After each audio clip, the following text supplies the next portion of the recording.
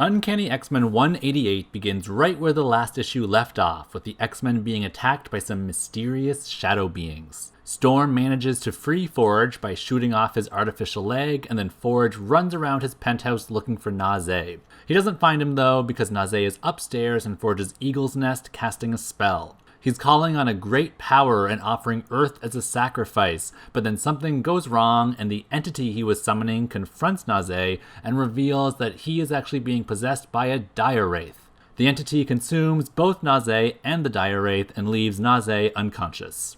Meanwhile, Nightcrawler finds his way to the Dallas airport, where he teleports Amanda Sefton away from her stewardess day job and into the Blackbird. He tells her that the X-Men have need of her witchcraft and then flies her to Eagle Plaza. They teleport into Forge's penthouse, where the X-Men are still battling the Shadowbeings, and Amanda uses her magic to partially disrupt the Shadow Mass and free the X-Men.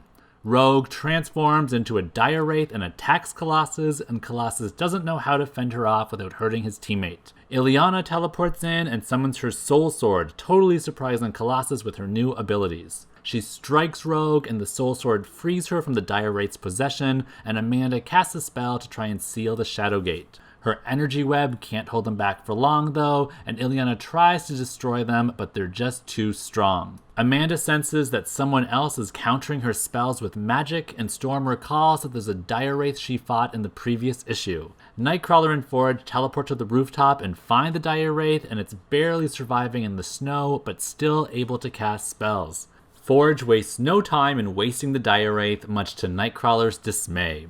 It does the trick, and the Shadowbeings disappear, giving time for the X-Men to recover and for Colossus and Illyana to bond over her newfound abilities. Meanwhile, Forge finally finds Nazé, who's still passed out, and Storm threatens Forge with violence for the next time they cross paths. In the Bermuda Triangle, Lee Forrester sees a shark attacking someone in the water. She scares the shark away by shooting at it and then jumps into the water to save the person, even kicking the shark in the process.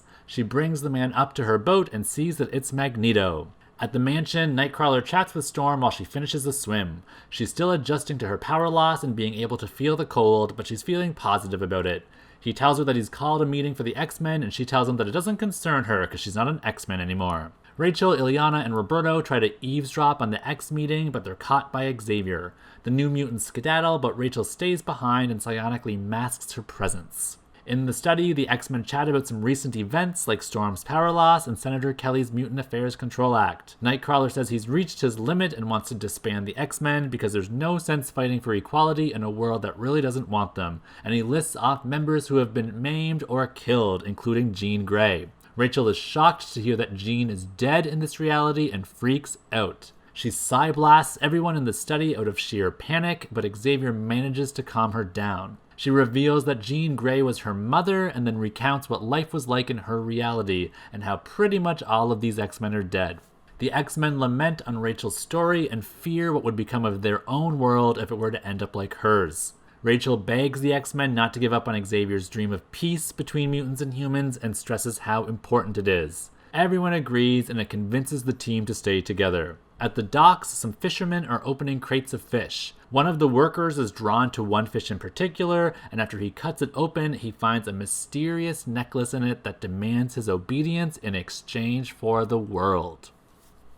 Ooh, what a convoluted story. Thanks for watching this video, and stay tuned for my review video where I'll go in depth about what I thought of this issue. You can follow me on social media for a splattering of all kinds of X content, or check out everything at my website, greatxmentations.com. Thanks again for stopping by, and be sure to come back soon for more Great X-Mentations.